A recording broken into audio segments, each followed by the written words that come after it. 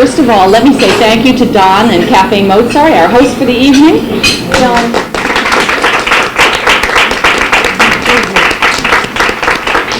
Don allows us to use his restaurant on the first Friday of the month. It's closed just for the League of Women Voters, and he closes it for us tonight. We filmed the house for a change, so we're very grateful to him, and we hope you remember Cafe Mozart when you're looking for a place after theater, after the movies, or just any place to be. As I said, this is the third forum in our series of U.S. immigration policy. The next one will be Friday, December 7th, and that will be our regular breakfast here at Cafe Mozart. We meet at 8:45. We'll be talking about immigration and global and economic issues. You'll get more information on your email, so please make sure that you sign in. For that, you do not need to RSVP. We seem to manage just fine, although there is sometimes just standing room. But we'll have breakfast, and you can just come at that time. In January, we have a very interesting forum in planning, and that's called Immigrant Voices. Jerry Lynn Fields is organizing that for us. We're trying to help her on that one. We're going to have published authors reading their works about immigration. The details of that are almost finalized. Again, if you give us your email, you'll find out when that's going to be. It will be in January, tentatively scheduled for January 22, but we're trying to move that up. Then, towards the end of January, we have our consensus meeting. Consensus is a strategy League employs to formulate a position. All leagues who are studying this issue will be meeting and answering the same questions, basically beating their heads against the wall, trying very hard to come to consensus on issues. After the National Board tallies the response to those questions, the League will have a position on immigration, and thereafter we and our representatives can advocate for change. So it's very important to participate in that process. That meeting will only be open to members. So we happen to have membership envelopes here. If anybody is not a member, this is your chance to step up to the plate. As you know, Robin Bicall is our guest tonight. Robin is joining us, and it's not an easy thing. She's a very busy woman. She's left her kids at home, although I did invite them to join us. But I see that Robin is known to many people in this room, and we're going to find out why. Robin is going to lead us in a conversation about immigration and how we become citizens. We have a moment for just a couple of announcements, and the one that I know about is a League forum on December 13th. We're showing the film Addicted to Oil, Thomas Friedman reporting, and we're having a small fundraiser before. This will be at the Mamaroneck Library, and it will start at 5:30 in the evening at the Emlyn Theater. Okay. I'm going to pass around the flyers for that. Please make your notes. If you'd like to attend, you do, I believe, have to RSVP for that, whatever the flyer says. And again, if you are on our email list, you'll get more notification. Anything I forgot? Okay, then let's take a moment. We're going to go quickly around the room and just introduce ourselves so that we all know who we are, because we have a lot of new people. Again, I'm Alice Bloom, and I'm the boss of Beaufort. Elsa Puerto Rican. Meg Coyfer. If you want to tell us your affiliation, that's fine too. I'm a mother-in-law to one and a former bilingual ESL teacher. Excellent, thank you. Silvania. Claudia Martinez, Madame Chaz. You're just here. I'm just here. Okay. Marina Martinez. Sergio Serrano, I'm the Westchester Community College student trustee and a member of the Hispanic Advisory Board in Westchester. Welcome. Mariana Boneo, Hispanic Resource Center. Nina Reciel-Petty, I'm Vice President of the local league. Ann Herman, I'm the immediate past president. I just wanted to say about Addicted to Oil. If you Google LWV Larchmont Mamaroneck, you'll get the website and you can RSVP that way, I believe. So anyone who wants to come to this, the food is going to be fabulous. So it's really almost a cocktail buffet or heavy hors d'oeuvres. And of course the film speaks for itself. Great, thank you. I'm Leah Ray. I'm a reporter from the Journal News. Pilar Rolandi. Steve Rolandi, City University of New York. Bill Murray. Hi, Mayday Shah, trying to be a U.S. citizen. Okay, great. Elaine Marion. Theodora. Continuing ed. Elaine Marion. Board of Larchmont Mamaroneck Continuing Education. I'm Theodora Sal. I'm Karen Schatzel from the River Towns League and the County League of Women Voters. I'm Ann McAndrews, I'm a former president of the Larchmont Mamaroneck League of Women Voters. Jacqueline Pounet, I'm a psychologist in Marchmont. Franz Tucker, concerned citizen.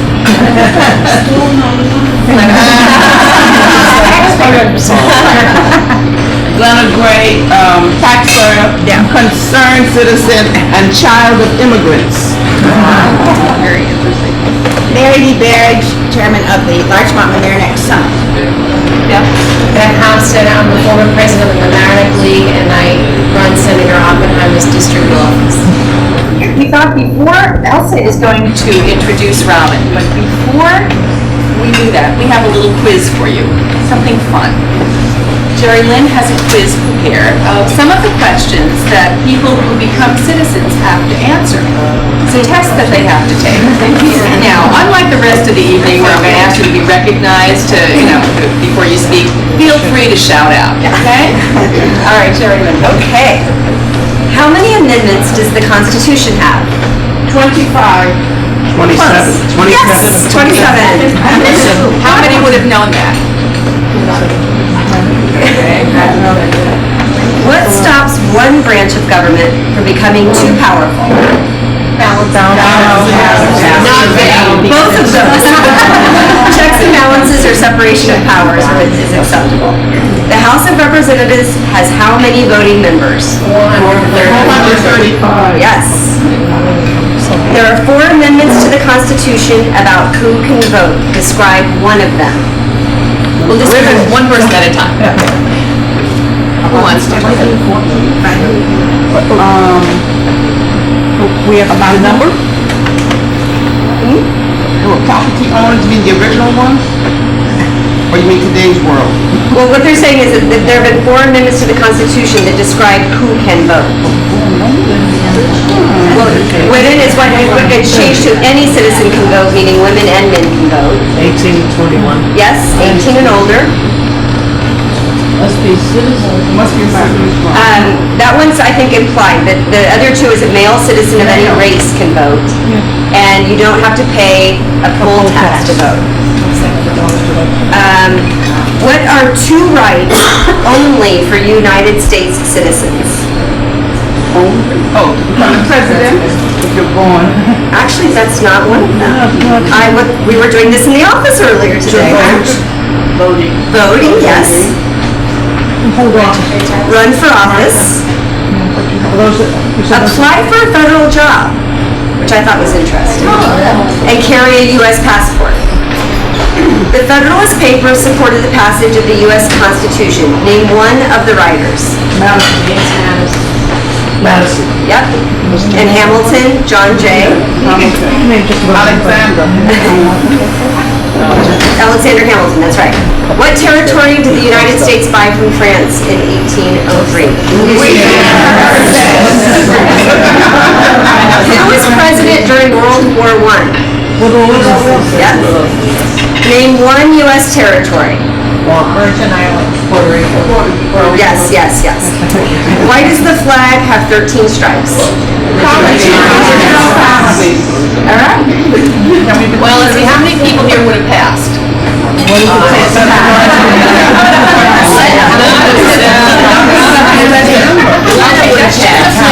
One of the things that someone needs to do when they wish to become a legal U.S. citizen.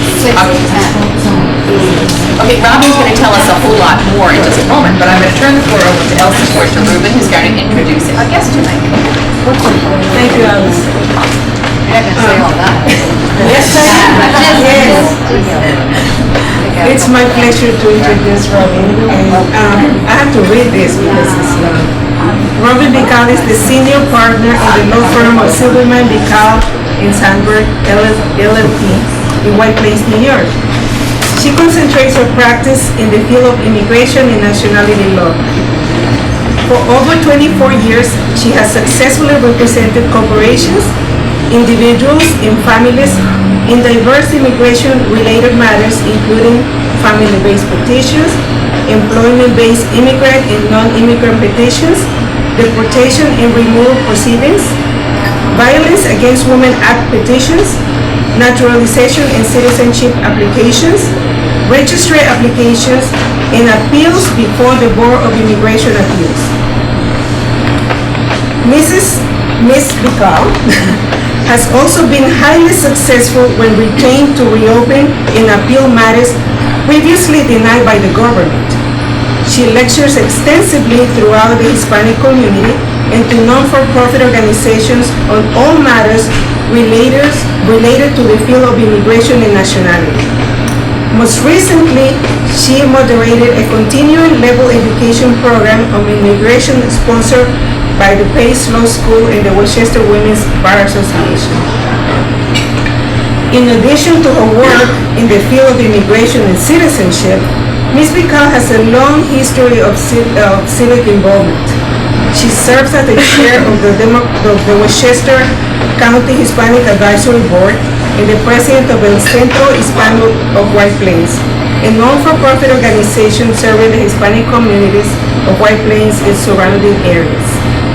She's a former director of the Westchester County Bar Association. Previously, she has served as president of the Westchester Hispanic Coalition, president of the Lopez Foundation of Westchester Chapter, and she has been a member of the board of directors of the American Red Cross, a member of the Ridgeway Elementary School-Based Council. She served as a member of the Purchase College Council and a member of the board of directors of the YWCA in White Plains. And is also a volunteer attorney for both the Westchester Hispanic Coalition and El Centro Hispano of White Plains. She has also served as an advisory associate of the Westchester Community Foundation and a member of the board of the Westchester Education Coalition. Robin is the founding chair of the Hispanic Democrats of Westchester and is the past chair of the Westchester County Democratic Committee. Robin is also the proud mother of 2 children, Miranda and Douglas, and she is fluent in Spanish, Italian, and French. Now I can catch my breath. As impressive as this biography is, this doesn't tell all the work and the effort and care that Robin puts into coaching and advising people and mentoring people. And I am very proud to be one of them. So to speak to us about the path to citizenship, let's welcome Robin Bicall.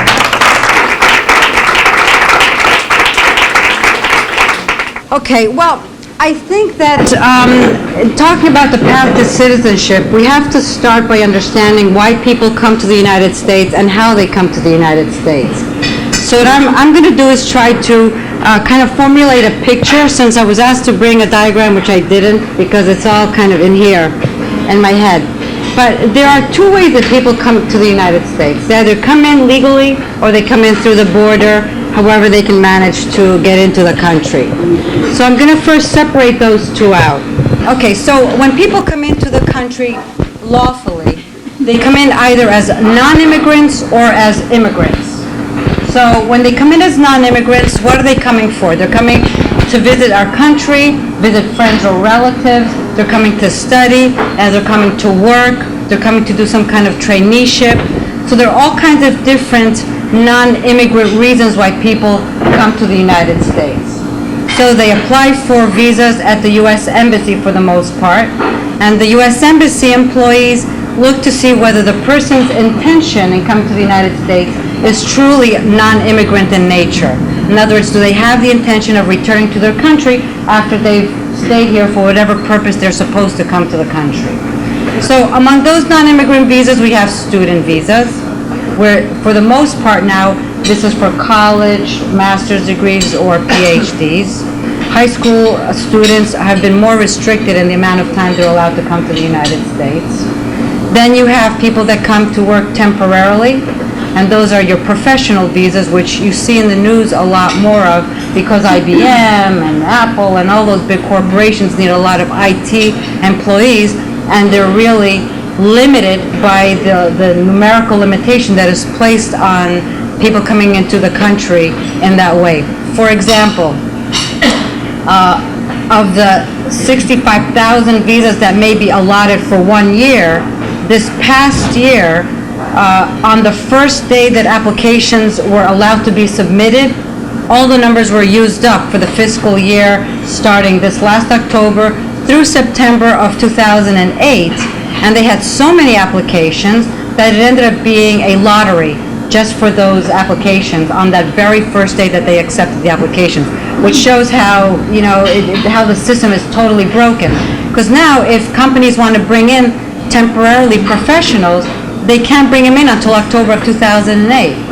So it's completely ridiculous. And again, there's such a problem in Congress with passing any kind of immigration-related laws that nothing has been done about it, and that's really where we stand now till next April, when again on April 1st, you will have another 100 or more thousand applicants filing their cases, and there'll be another lottery to see who actually is able to enter the United States in October. So that's your temporary professional visas. Those are given to people for a 3-year period.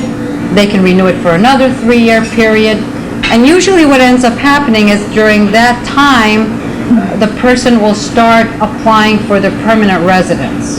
And there are very specific rules on that, which I don't think you'll be so interested in knowing, so long as you know that that's a path towards permanent residence.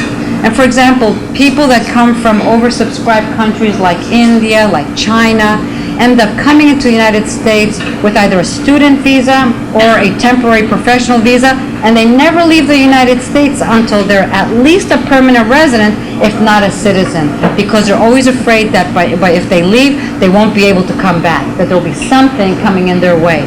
So they come in, they're lucky enough, their parents have enough money to send them to the United States, and these become highly qualified individuals in all kinds of fields. So that's your temporary professional visa. Then we have a temporary non-professional visa, which is given for different reasons, for companies that have peak needs for low-level employees, seasonal needs. For example, our landscapers can get employees to come in for 9 months, or if you have a one-time need. The maximum period the person can stay is 1 year. And usually, unless it's a seasonal job where the person's coming back and forth, if it's a 1-year need that a person has, they will not usually extend the visa for another year. Very hard. So that's used. It's pretty successful. I think here in Westchester County we have a lot of employers that try to make use of it. The problem is how long it takes to process the visas, and their period of employment is so fixed. They need their employees so March 1 to like November that it's hard to actually get them in when they actually need them. But that's the temporary other professional visa. You have people that come into the United States either for business purposes or for just visitation purposes. Again, they have to apply to the American Embassy. They'll get they'll get a visa that can be for a year, 5 years, depending on the country. But when they enter the United States, the maximum they're given is 6 months. So at the end of those 6 months, they either have to leave, apply for an extension, or apply for a non-immigrant visa. Over a decade ago, the government started a visa waiver program for certain countries that could show that a certain percentage of their nationals actually returned to their country after coming for that temporary stay. So most of Western Europe, and sometimes some countries in South America, sometimes Argentina, sometimes other countries that are more affluent and Japan are included in this visa waiver program, which is great because you don't have to apply for a visa. You just have your passport and you enter the United States for 90 days. The limitation is that you can't extend it, change it, do anything with it. 90 days are up and you're out of this country, or you're in unlawful status, which again carries its own consequences. So the plus is that you don't have to apply for a visa and risk the possibility of being denied. The minus is that if you want to apply for a student visa, if you find an employer that wants to sponsor you, if you have any other intentions, you're not able to stay in the United States to apply for that change of whatever kind of, to whatever it is that you want to do. You have to go back to your country, apply for a visa, and God willing, you come back, which is, again, depending on the country, it's easier or harder. You have also trainee visas, your J visas, people that come here, whether it's as au pairs or work in the summer, or they actually come to do a traineeship with a company, and that's all done under the auspices of the United States Information Agency. So they're supposed to be cultural programs, which again aren't so cultural. If you think about the au pairs that come to the United States, they have to work 44 hours a week, so, and they get $150 a week. So the culture that they get is on Saturdays, you know, it's kind of limited. But it's under a cultural program. They're not considered to be employees, and they're able to be here for a year as an au pair. And they can now, the rules have changed, they can actually extend their stay for a second year.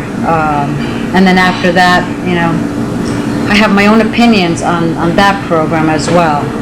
But that's the J visa. So these are the types of non-immigrant visas that people are able to come to the United States and reside here temporarily. There are other more specialized ones, people of exceptional ability that can come in, people that come in with artists, all different types of visas. There are also business types of visas where companies can transfer their managers and their executives to the United States. Those are intra-company transferee visas. Again, they are for higher level employees. They're either managers, they're executives, or they're people that have specialized knowledge that the company has, maybe proprietary knowledge that they come and they're able to use for the benefit of their country. That kind of visa is actually a very favorable one because you're able to jump from that temporary status to a permanent application in a much simpler way than most employment-based types of applications. Then we have our investors' visas. People can come to the United States and invest, either because they're investing or because they're just investing in the United States or they're trading. So we have different treaties with the different countries throughout the world, and each treaty is a negotiated instrument so that you know, one country may allow our citizens to go to their countries for 5 years to invest or to do the similar type of program. Other ones may have 3 years, and so it's all a matter of comedy. It's whatever it is that we have with other countries. Again, it's a very good type of visa if for somebody that has a little bit of money to come into the United States, buy a business, and can basically stay here indefinitely so long as the business is ongoing. It doesn't take you towards a path of residence or citizenship, but you're lawfully in the United States, you're making money, you're able to travel, your whole family is able to be here in the United States with you. So it's another alternative for, let's say, I guess, middle-class people that want to come and reside in the United States. Again, the limitation is getting your permanent residence ends up being a little bit of a problem because there's not a path from that type of visa to permanent residence. Then we have people that come into the United States unlawfully. And those people that come in through the border, I guess just the ones that come in through the border, are not able to get any type of non-immigrant visa. They're precluded from getting a student visa, any type of temporary work visa. None of those really nice, clean type of non-immigrant visas are available to those types of people. So then we move into the permanent category. So for permanent visas, there's basically, you have your employment-based immigrant applications, family-based, you have political asylum, refugee types of visas, which I'm not going to talk that much about. But I'm going to talk first about family visas. United States citizens over 21 years of age can apply for their parents. U.S. citizens of, I guess, any legal age can apply for their spouses. People who are 21 or older can apply for their siblings. and they can apply for their married or unmarried adult children. Each one of those categories has a numerical limitation except for minor children, spouses, and parents of citizens. And there's a reason for it. Our government has a greater interest in unifying families with smaller children, which means under 21, spouses or parents. So then the adult single or adult married children, or the siblings, our government has taken the position that we don't have that much of an interest, that immediate of an interest, so there are numerical limitations. For example, if a U.S. citizen petitions for another sibling, there's a 12-year wait. And the wait can be even longer for certain countries where there are more people immigrating into the United States. Permanent residents can petition for their spouses, their minor unmarried children, and their unmarried overage children, or in other words, over 21. And again, there's numerical limitations. It takes 4 or 5 years for a child under 21 to immigrate into the United States. It takes now about, I would say, a good 10 years for an adult child of a resident to actually immigrate. And it takes a spouse the same as a minor child. They're in the same category, 4 or 5 years. So, where does the problem come in? The problem comes in when the person enters unlawfully, or is just here in the United States unlawfully, because I will explain why, but we'll keep that separate. So those are the types of sponsorships that you can have through a family. You can have residents petitioning for spouses and children, citizens petitioning for parents, siblings, adult children, married children, unmarried children, and minor children. They have that whole gamut, and depending on the category, there's more or less time or no waiting period at all for the person to apply for permanent residence. Spouses of U.S. citizens, an American can petition for their spouse as a resident or a citizen, and if the person has been married to the U.S. citizen for less than 2 years at the time they become a resident, they only become a conditional permanent resident, which means that the government allows you to keep your residence for 2 years, and it gives you a 90-day window before those 2 years expire to file a new petition. It's called a joint petition to remove the condition on your permanent residence. So you have to prove that you're still married and living with this citizen. If the marriage doesn't work, there are 3 grounds which you can allege to try to keep your residence. You can either say you've been the abused spouse of a U.S. citizen. You can say that the marriage failed through no fault of your own, or that sending you back to your country is going to cause you extreme hardship. So, again, that it makes it very, very difficult for the immigrant. A lot of women end up in marriages that are very lousy. They end up leaving, taking nothing but their clothes, and all their evidence that they've actually lived with this person is at that house, that apartment that they've left, and now they have to apply for this removal of their condition with very little to show. They might have endured abuse. They might not have sought any kind of medical attention, psychological attention. They might have even told anybody. So then that's where it gets difficult. And that's where we have VAWA petitions, which is Violence Against Women's Act petitions, which is where a woman has been married to either a lawful permanent resident or a citizen. They can, in theory, petition on their own without the help of that resident or citizen. And they're put in the exact same place as a resident who's married to an immigrant, or a citizen marrying an immigrant. So that if the person marries a citizen, in theory, they could apply for permanent residence the same way as if they had been having a petition filed by that spouse. The level of proof is pretty high. You have to show that you were lawfully married, that you're a person of good moral character, and then you have to establish that the abuse is such that it warrants the government giving you the protection of permanent residence because of that abuse that you've suffered. So that if it's mostly psychological abuse, then the standard is even higher. It's easier if the person has medical records, hospital records, police records, orders of protection, and the like.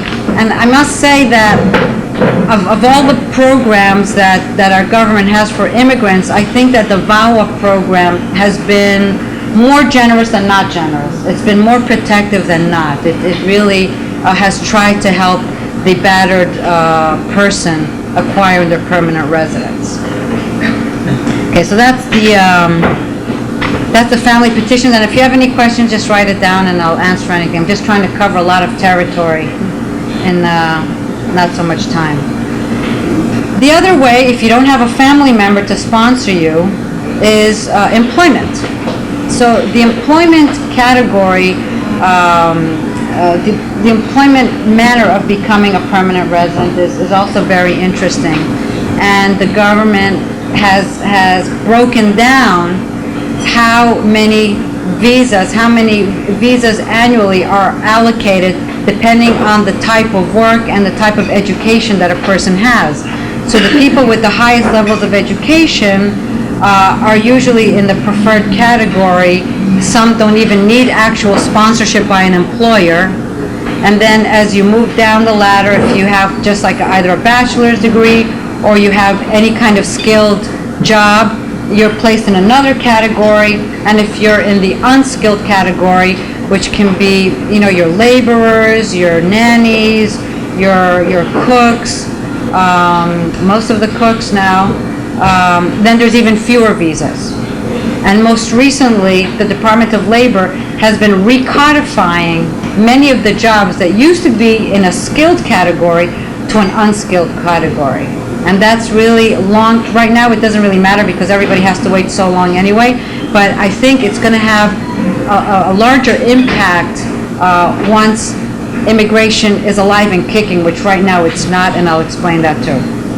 So, for example, if an employer wants to sponsor their manager, their store manager, there are three different types of scrutiny that they have to comply with. First, you have to establish that there is a job for which there's not an American or somebody who's here lawfully, permanently, who's able, willing, and ready to do that particular job. And that entails, a lot of different proofs. And if you're successful in establishing that, then you have a certified opening. The second stage involves establishing that the immigrant has the same credentials, the same experience that you've required of an American or the resident, and that the employer can actually pay for that position. And that ends up being another very difficult thing because many of our small, mid-sized employers don't show a lot of net ordinary income. So again, it's a tricky thing to try to establish that not only that the immigrant qualifies, but that the employer qualifies to sponsor an individual. If you get through that hurdle, then the third step, as with any family petition, is that individual's admissibility into the United States. And whether you're a family category or employment category, there are a certain number of questions that each immigrant has to answer in order to be admitted into the United States. They have to do with things from medical issues, criminal issues, issues having to do with immigration, whether the person's been deported from the country previously, whether they've lied to the government, whether they've filed other types of petitions that may be inconsistent with what they're doing at this time, whether they've been a public charge in the United States, whether they've have been on welfare, on permanent subsidies, whether they've been a Nazi, a terrorist, whether they plan on overthrowing our government through violent means. Very interesting. Whether they've been a prostitute or procured somebody for prostitution within the last 10 years. Whether they're planning on exporting sensitive technology against the law. These are the kinds of questions that every immigrant has to be able to respond in an adequate manner in order to be admissible into the United States. And And that's probably the trickiest part of somebody becoming a resident, because anywhere where they might have been fingerprinted in the past, if they ran through the border, they got caught, they got fingerprinted, they said they were Mexican, so that they'd be sent back to Mexico and not to Guatemala, and then it all comes back to haunt them when they're applying for permanent residence, because the fingerprints talk. There's nothing you can do about it, other than sending your brother who didn't get caught, but it won't work. So, issues of, let's see, the most difficult ones are issues of if they've had previous immigration problems, if they've lied to our government, because for the most part, if you have an employment-based immigrant application, there are no waivers for certain types of issues that come up. Like if you lie to the government, there's not a waiver for that. There are certain types of crimes that are not waivable. So a person can be going through this entire process just to find out at the very end that they're not admissible, and all that waiting, all that work, all that money spent is for nothing. So, you have the Labor Department, the Immigration Department with the immigrant petition, and then your application for permanent residence. So what's going on right now with people who need to become permanent residents? Well, it all started back in 1994, where it used to be, before 1994, that in order for somebody who was not lawfully in the United States to become a permanent resident, they had to return to their countries, apply to the American Embassy for an immigrant visa, and then come back to the United States as immigrants and as permanent residents. They started a pilot program back in 1994, which was a 3-year program that basically said that even though you're unlawfully here and you're applying through family or through employment, that you would be able to apply without leaving the United States by paying a fine of $650, and you would just do it all from the United States. However, if you still wanted to visa process, you could not apply for your immigrant visa for at least 3 months. So you would have to be out of the country for 3 months, apply for your immigrant visa, then come back in. So basically what they were saying is they didn't want people leaving to apply for permanent residence. And the amount that they put in, because $650 came from nowhere, but it was kind of like the price of a plane ticket. But they were being penalized by having to remain outside the United States for 3 months, which any worker would not be able to do. And it's like you had to wait 90 days to apply, and then however long it took for the embassy to actually process your application would be however long that was, and then you'd come back in. That program sunset September of 1997. And by that time, the fine went up from $650 to $1,000. And then in the summer of 1997, you probably don't remember because there'd be no reason for you to, but all of a sudden Congress said, oh my God, this program is sunsetting and we have made no provision for any of this. So at the very last moment, they extended it into January of 1998. So between 97 and 98, everybody's filing petitions, filing anything, because anybody that would have filed by January of 1998 would be able to continue their whole process from the United States without having to go back to their country. And anybody who started a process after January 14th, you're stuck. Now you have to go back. Okay, so we had that scenario. At the same time, Congress comes up with another good idea. Let's start another squeeze on the immigrants so that if they leave, starting April of 1997, if you're here unlawfully for 6 months and you leave the United States, you can't come back in for 3 years. And if you're unlawfully here for 1 year, starting April 1 of 1997, and then you leave, now you're barred for 10 years, called the 3-year bar, the 10-year bar.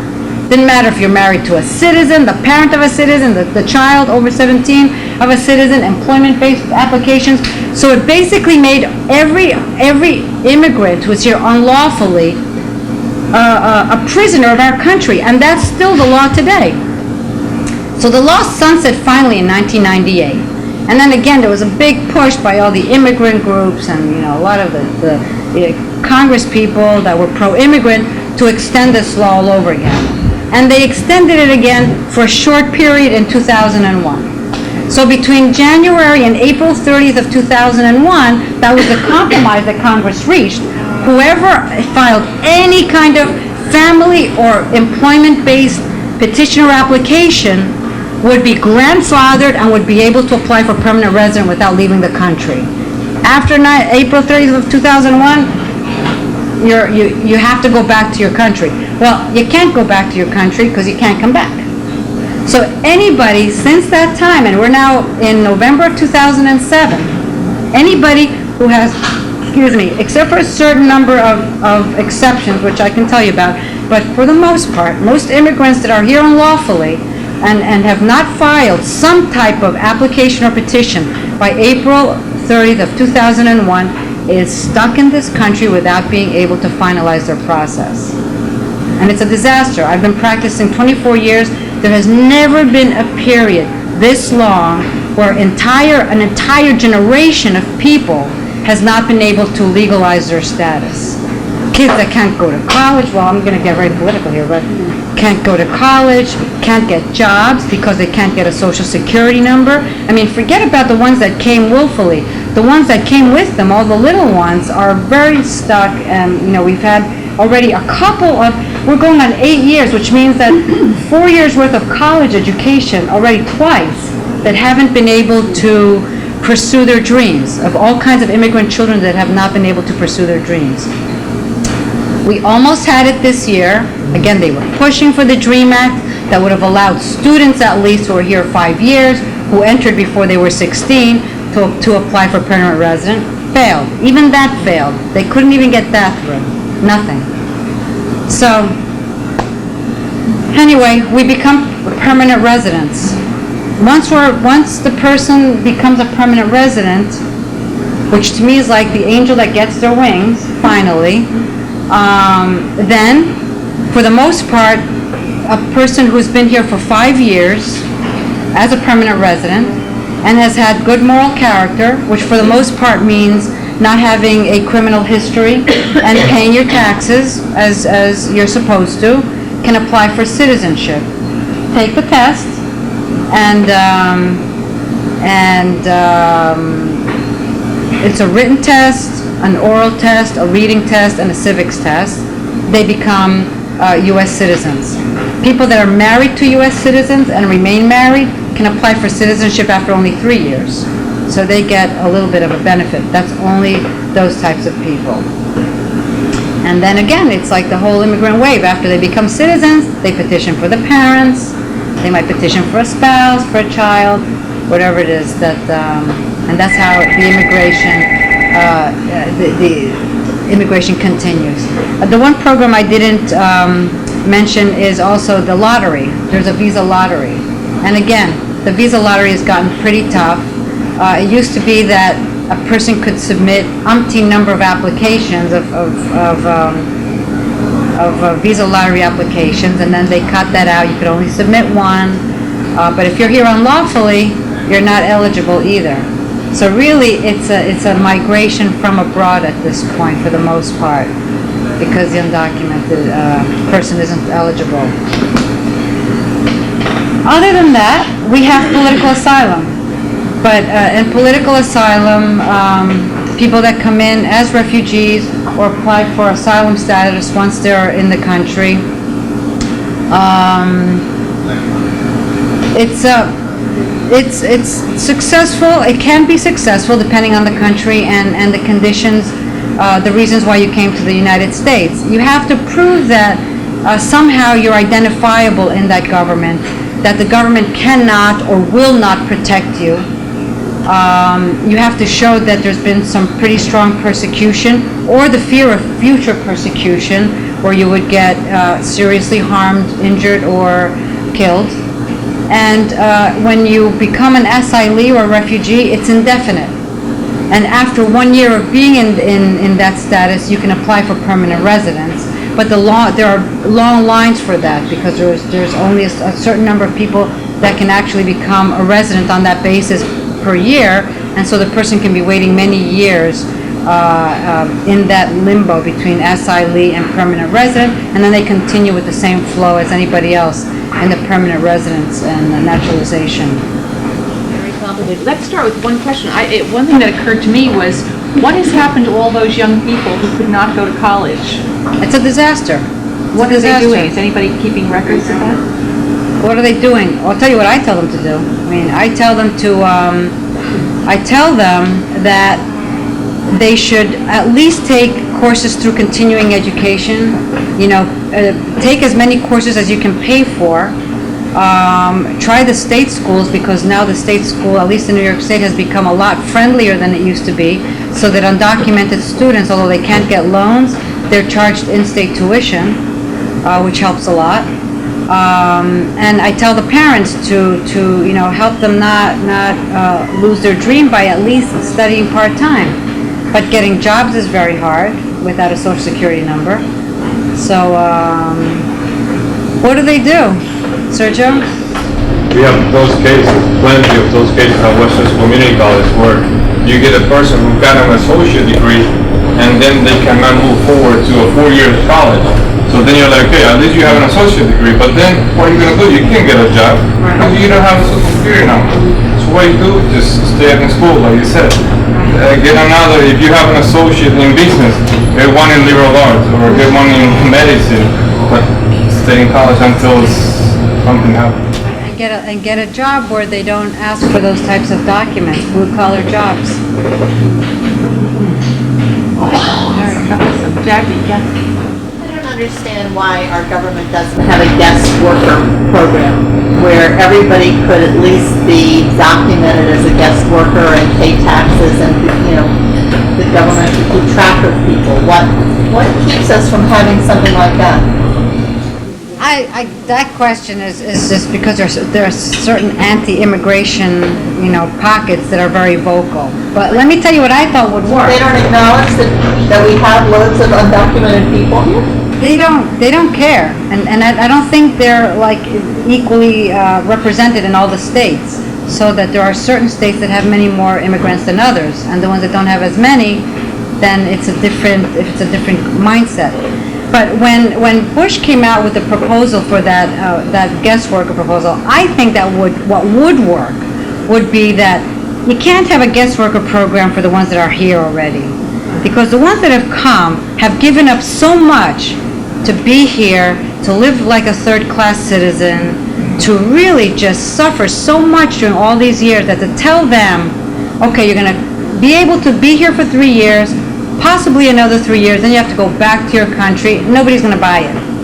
So the ones that are here have to be given some kind of route to permanent residence. But then I think that for the future, if workers were able to more simply be able to come to the United States, work, and go back to their countries, what would probably happen is that you would have less of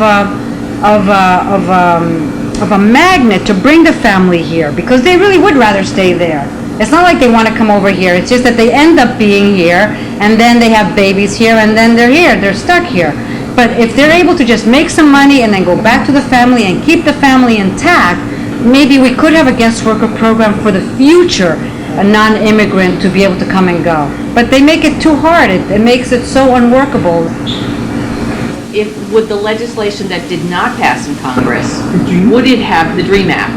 Would it have solved many of the problems that you posed? Well, it would have solved a lot of problems for the students, who I think, I mean, most of my clients say, I don't care for myself.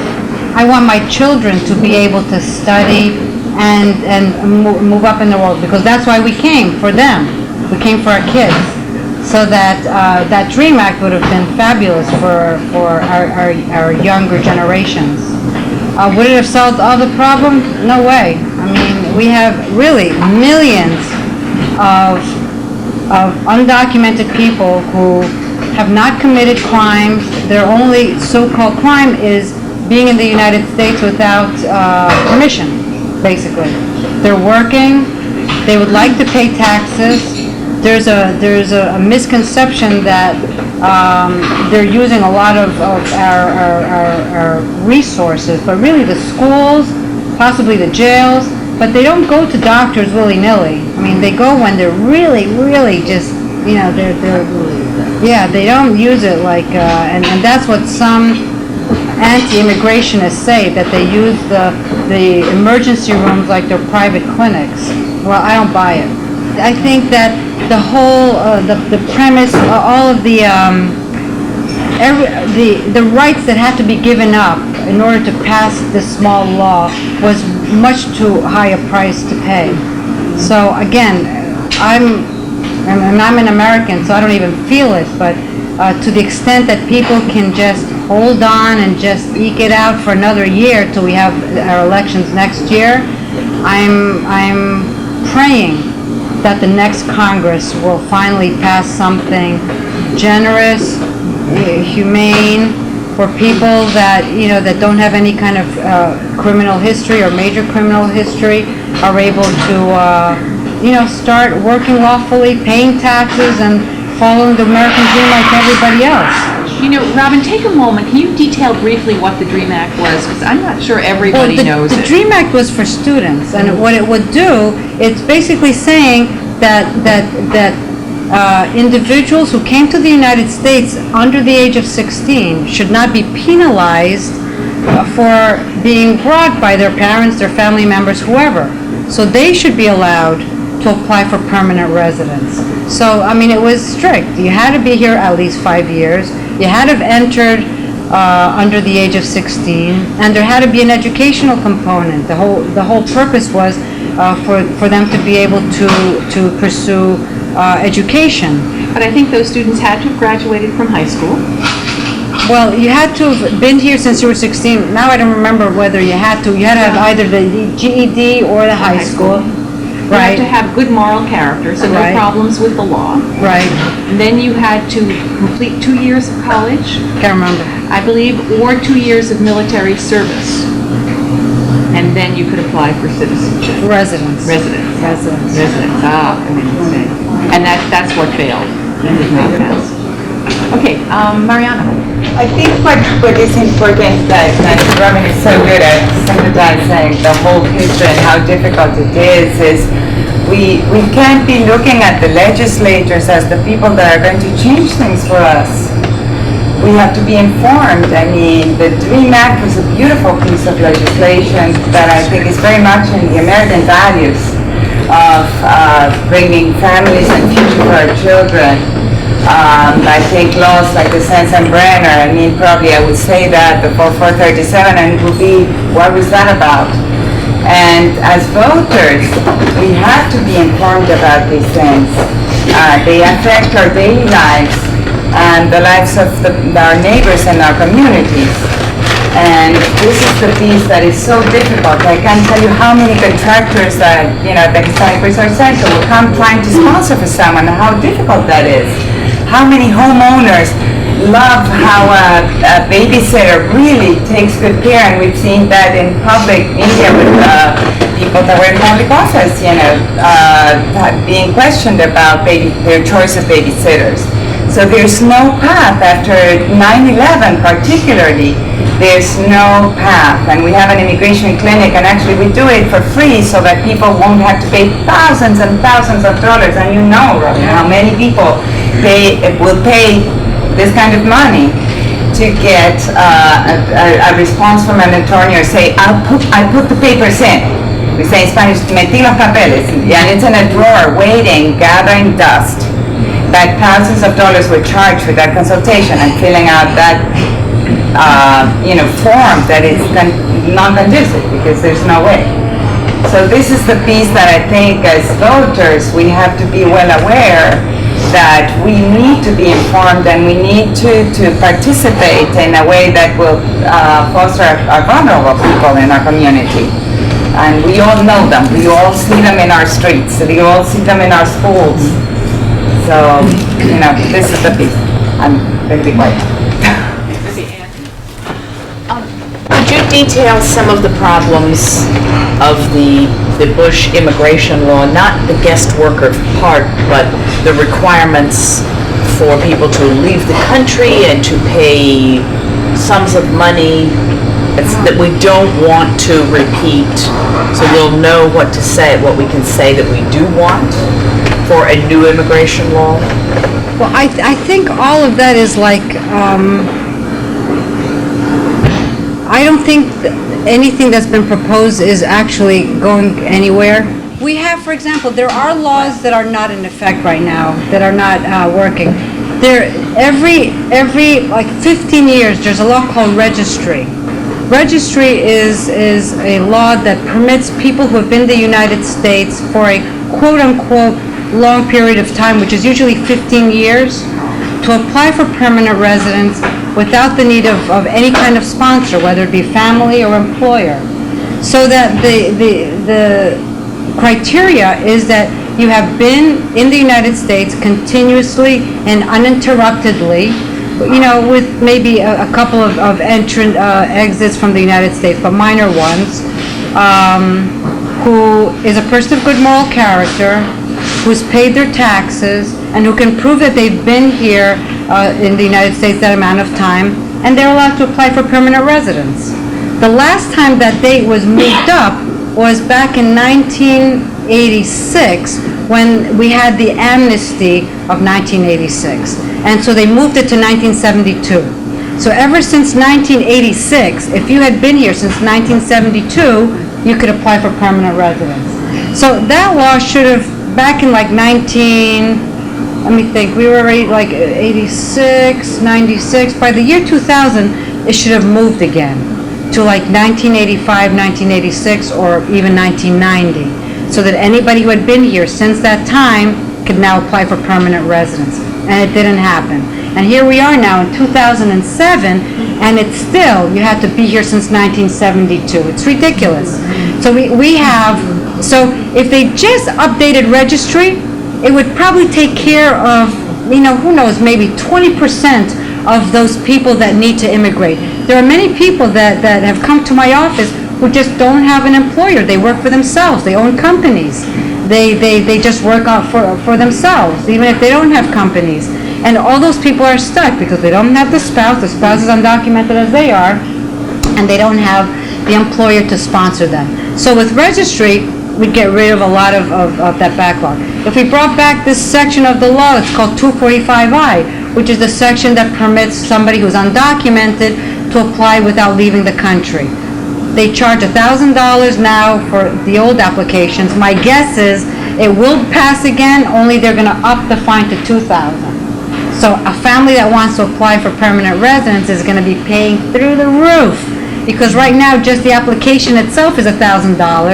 You add another $2,000 for a fine, and you're talking about minimum $3,000 per family member. They could be paid, and they're just looking at this and saying, oh yeah, that's coming, because it's millions of dollars. And where did all this fine money go all these years? 80% of it, because it was supposed to be for program enhancement, 80% of it goes for border interdiction. That's where all this fine money goes. So now they double the fine, all that's going to go for that. So that's another thing, right? That's just one thing. So that's the second thing that they could do.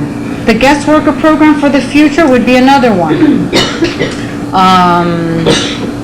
And that's, to me, very conservative, because if I'm being more liberal, I say have something like they were talking about. You've been here 5 years, you pay your taxes, you have somebody who's willing to give you a job, you don't have any major criminal, because you'll always find, unfortunately, there's a certain percentage of DWIs floating around there, which comes from a lot of, very lonely people just boozing it, and then they end up in a car in the wrong place at the wrong time and whatever, being targeted. But for the most part, no criminal history, paying your taxes, having a job open for yourself, pay the fine, and they're willing to pay the fine, and you become a permanent resident without having to leave the country. That's it. Then you would take care of a great majority. But if you enter illegally, and let's say you're cleaning houses. Yeah. Can you pay taxes? Yes, and you're supposed to. How? Exactly. Well, there is a system. There is an individual taxpayer identification number that's issued by the federal government, by the IRS, and it gives 4 reasons why you can apply for this number. One of them is, I'm required to pay taxes but I'm not eligible for a social security number. So you X that. Now, it used to be that you could just fill out this application, go to the IRS and prove you are the person who is applying, and you would get this number in the mail. But then they got smart, as usual. So now, in order for them to issue that number, you have to file a tax return. So bottom line is, you give us some money, we'll give you the card. So the person would file their taxes, Robin Bacall, house cleaning, I made $20,000, here are my expenses, with my little receipts. So net taxable income, $5,000. You include that application for your taxpayer identification number, they'll process your taxes, and they'll give you your tax ID. But aren't a lot of them free? No, it's not, it doesn't make you eligible to work, it doesn't do anything but allow you to pay taxes. That's what it's for. That's not fair. Now, what happens though is that when you gain lawful status and you get a social security number, there's a method to transfer the monies that you've paid to your social security account, but not for your any overpayment of taxes. That only goes back for 3 years. So if you've been paying and overpaying, and I may be dating myself, but the last I knew, it's up to 3 years back taxes that they'll give you back. If you join the armed services and you're caught under this DREAM Act, and you join are you allowed to join the armed services? And would you get a social security number that way? You're not allowed to join unless you're a resident. You're not allowed. No, forget about a resident. Yeah, resident. Yeah. So you can be an unregistered, undocumented, as they call them. Yeah. And say, I'm signing up, and they'll say, we don't want you. They want you, but they can't take you. They definitely want you. There was a story recently in the news about a young man who was killed in Iraq, who was undocumented. Yeah, a few months ago. And they gave his mother posthumous residency. Yeah, repeat the think question, so. I think there was a story in the news recently about a young illegal immigrant who was killed in Iraq, and his mother was given residency posthumously. So some people do slip in, I guess. Well, he may have been a resident, and she got citizenship. Oh, okay. Oh, maybe, Right. maybe. Yes, Bill. Is it possible for a young person to get a student visa while on the student visa enlist in the armed services? Can a person who has a student visa? Student visa. Right. No, because they're not permanent residents. You must be a permanent resident. Yes. You have to have an alien registration card, which you don't get with a student visa. You get employment authorization possibly, but you don't get a permanent resident card. Question, Fred. I don't know how common this practice is. I know some people do it to become American citizens. They want to come to the United States, but at that point they can't get into the United States. So they emigrate legally to another country, for example, Canada. Right. Stay there for a while and then attempt to emigrate to the United States. Is that common? Is that easy to do? Or Well, I don't know how easy it is, but once they become Canadian citizens, then it might be, there are certain types of visas that only Canadians and Mexicans through NAFTA are able to get. So there are a lot of Indians from India that actually immigrate to Canada and then sometimes end up re-immigrating back to the United States. India, Pakistan, some of those countries that have a real hard time entering the United States. If you are a resident here, if you're a permanent resident, and you wish to apply for citizenship, are there different rules that apply to you if you are from different countries? No. So it should take the same length of time for anybody? Yes. It's only spouses that it would take 3 years of citizens. I was born in Colombia, and it took me 5 years to get the citizenship. My husband, who comes from Japan, it took 3 months. Well, you're talking about procedurally what happens, but legally, under the law, everybody, it takes the same amount for everybody. See, when you're applying for citizenship, there's a certain number of database checks. They check your name, they check all kinds of checks. And until, especially now, until those checks are clear, and it can take a day, it can take 2 years, it can take 3 years, they will not grant you citizenship.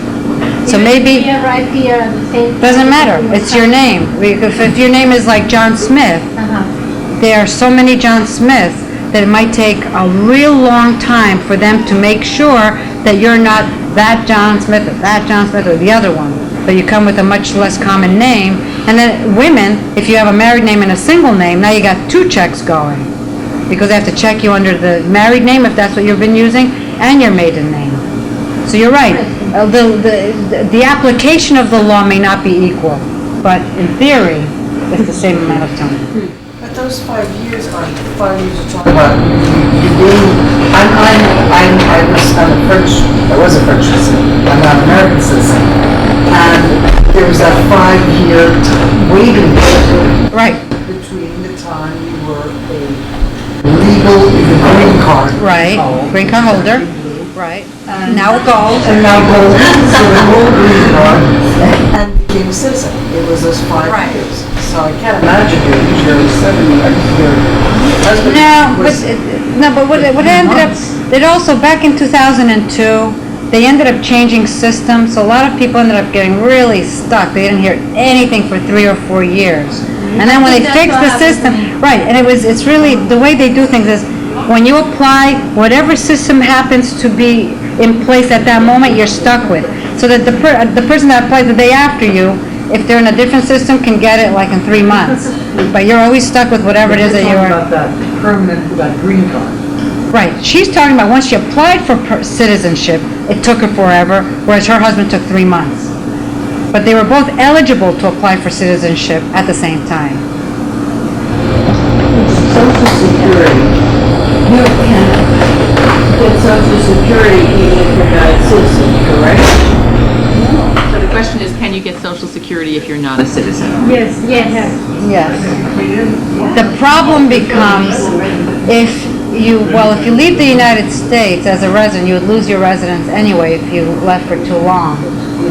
But, yes, so long as you've been here, yeah, you can have your 40 quarters into the Social Security system. Even if you're not a citizen, you have to, your legal residence, because I know a lot of German women who worked for my family for many years, and they then went back to Germany and wrote checks all over there. Not as residents, They were though. never citizens. Well, if they just went there permanently, oh, I see what you're saying. So they might have lost their, well, I don't know, that could get tricky, because if they left, after a year, they lose their residence. Oh, no, they worked here many years, paid in, and then retired, went to Europe. Right, so it might be that the Social Security system, once they verify that you're eligible, they don't keep on verifying that you can maintain your permanent residence, because they would have lost it after they left for more than 1 year. Possibly because Social Security doesn't keep on checking. They might have sent the payments, but they did lose their residence at some point. This is all very interesting legalities. If you look at an overall policy question, what do you think should be the policy of the United States government towards immigration? An overarching question, yes. But when you get into all these complications, they were set there for reasons, good or bad. What do you think? Well, for one thing, I think we need to, our policy should be to bring in the talent that would like to be over here. I mean, the talent is going to other countries, and it's all at our expense. I think there are definitely many jobs that Americans are not willing to perform, and so long as we have immigrants who are willing to come to the country and work, they should be allowed to find a reasonable way of working, becoming lawful, and contributing to our country. I think, I'm not going to advocate for any diminishing of family-based applications, so I don't think that should be changed. If anything, there should be some more visas for reunification of immediate family members, children of residents, children of, the children of citizens can come in automatically, but spouses and children of permanent residents right now have to wait a very long time to immigrate. So maybe that should be, they could increase those types of quotas. There should be a regular way for, so long as there's an employer that wants to hire an employee, and they prove to the government's satisfaction that there's not an American who wants to do that job at the prevailing wage that's set by the Department of Labor, then, if we have an immigrant who wants to do that job, they should let him go through and perform that job. So there's got to be a certain amount of employment-based immigration for jobs, especially that Americans won't do. We have to bring in the talent, and we have to have the family reunification. And of course, there's got to be the whole political piece too, which, and they have to hire better immigration judges.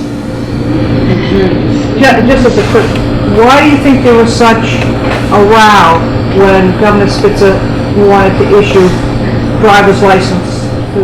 Well, if you ask our local senators, it's because he didn't he didn't lobby for this before he opened his big mouth, which is, I mean, it's really a tragedy because it's a great thing. I thought he was a hero for doing it, but apparently he did it so ass backward that it's going to cost the entire program.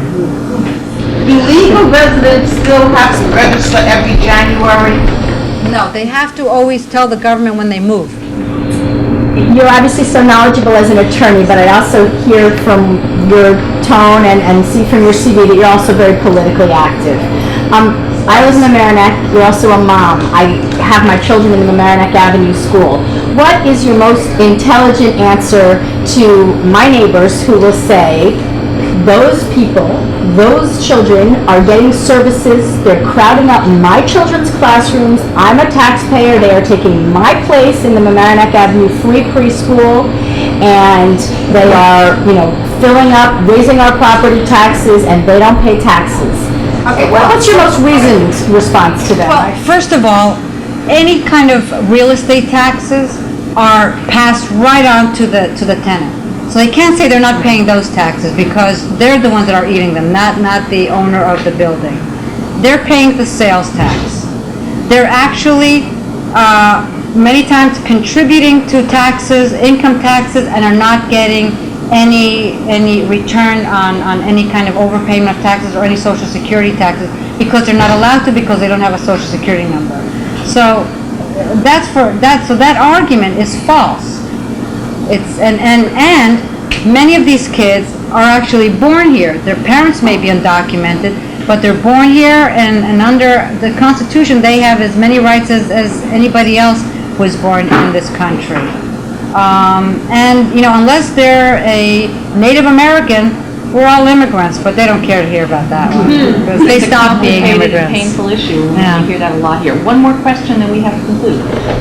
I think because obviously when you hear this process, the adjectives that people throw out about immigrants being lazy or unfocused or selfish, I mean, this process alone to go across all these hurdles shows that these people are focused, dedicated, caring, committed, have a vision, and are probably, you could use a million adjectives to show how incredibly interested they are in being here, and the risks that they take. On the other hand, I think her question is, how do you argue against people who say, but where's our limit as a nation? When people conceived of our Constitution, nobody could conceive of the interest that America would end up becoming and the dream that it would end up becoming. Do we have a limit? Is there a point at which we can't take on anymore? Well, but I think that if you create incentives for people to go back to their countries, the workers that we need, I think that helps a lot. Because if they're stuck here, they're going to try to bring the families in. So there's got to be a way for people to freely travel back and forth, and not make them, they're like I said, they're prisoners here. So they can't even leave because of this 10-year bar, this 3-year bar. So get rid of that. That was a Republican thing back in 1997. And what legitimate reason could there be for penalizing somebody who may want to go see their ailing parent, their spouse who they hadn't seen for 3 years, to say they couldn't come back in for 10 years? What legitimate reason, other than to keep them here stuck? You see, so get rid of that. Let this flow go back and forth. And so that's your vision of the immigration of the That's future. part of it. That's part of it, yeah. And let the families stay whole in their own countries. We could go on for hours, but we can't. I'd like to help me thank Robin. Oh.